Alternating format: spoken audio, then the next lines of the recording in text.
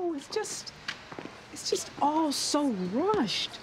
No time for an engagement party or bridal shower. Really, Sabrina, it looks as if we have no home training.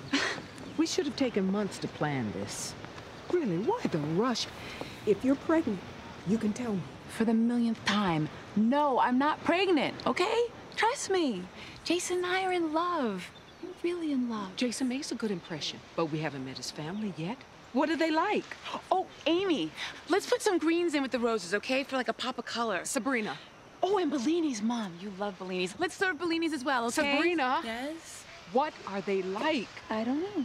You don't know. Sabrina, your father and I have invested over $500,000 in your education. Communicate. Haven't met them yet. Sabrina. Mom, everybody's gonna love each other because Jason and I love each other.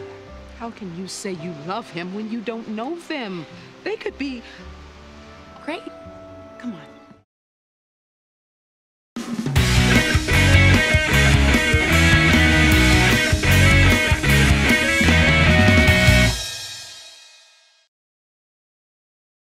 Hey, this is your entertainment ticket.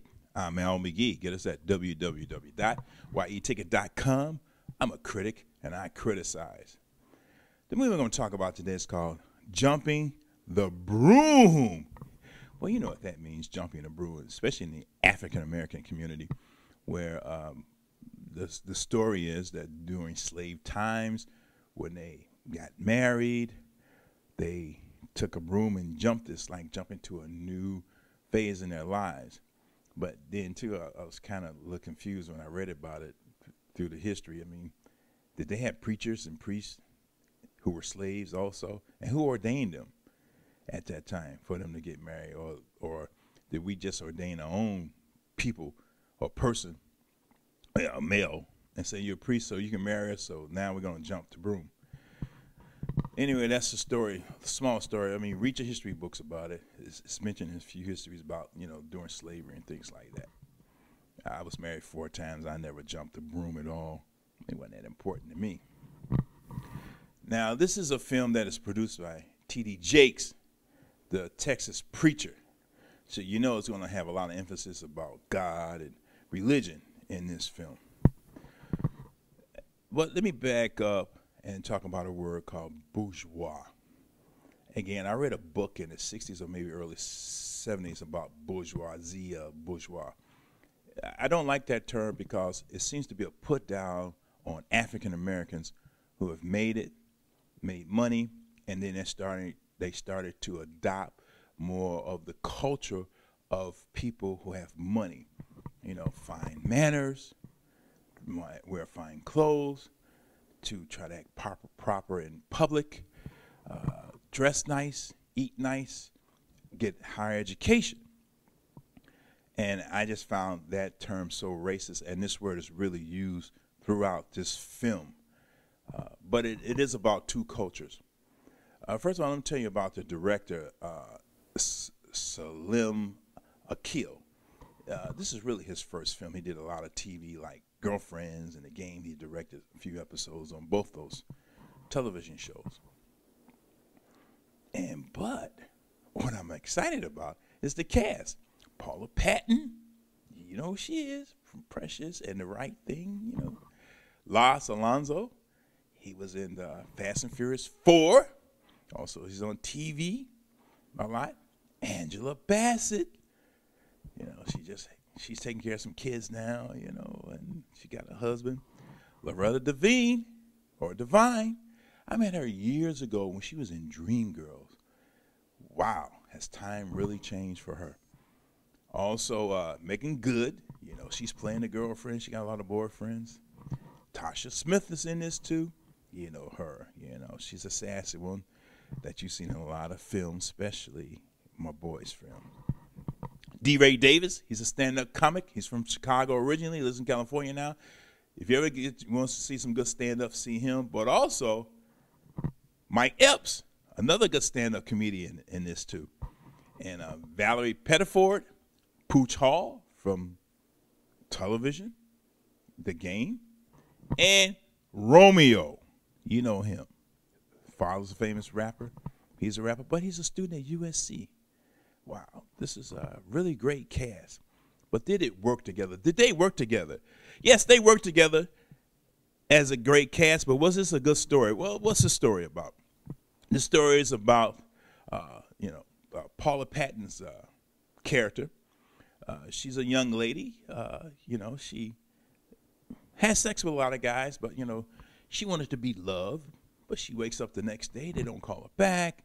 They got girlfriends and things like that. So she finally prayed to God to say, hey, God, if you send somebody in my life, I promise to do the right thing. And what's the right thing? No sex and get married, according to this film. So she finally meets Jason. He's a Wall Street guy. He works for a large company, which is played by Lance Alonso. They've been together for 6 months. She finally gets a job to go to China. He didn't want to lose her, so he wants to marry her, but he will go to China with her job. And, he works for Goldman Sachs, and he can work from over there in China. He's making good money. Now, his mother is played by Loretta Devine. She's a postal worker. Uh-oh, stereotype time. She gonna go postal? Ooh, you got to see the film to see that. Yes, she did. I'll get that away. And her friend is Tasha Smith. She works there, too. In fact, in the film, there's a little subplot where Romeo is trying to date Tasha Smith as they meet for the wedding. Again, it's about this two families, Angela Bassett family, Paula Patton family. They're rich. They live on, this island. They got big houses. They got people working for them, maids and garden people. They own a boat. They're successful. But, of course, they get to be called bourgeois by Loretta Devine's character. She eats greens and makes sweet potato pies. But in this film, though, Lance Alonso did not want Paula Patton to meet his mom. Why? Because she's back in the old days, and he did not want his mother to intervene in his relationship, which she has done many times. I understand that you love each other and that you're maybe even meant to be together.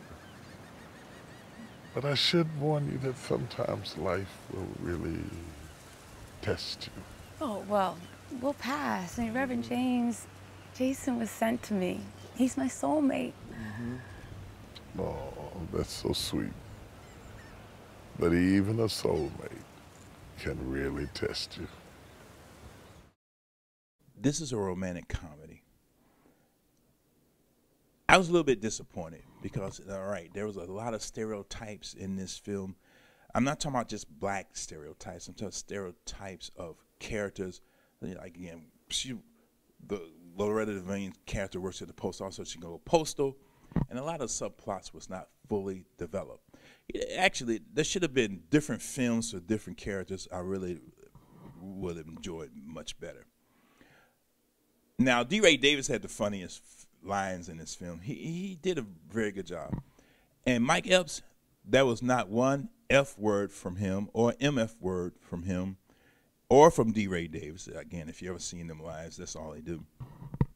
And again, this is by T.D. Jakes, so, he produced it.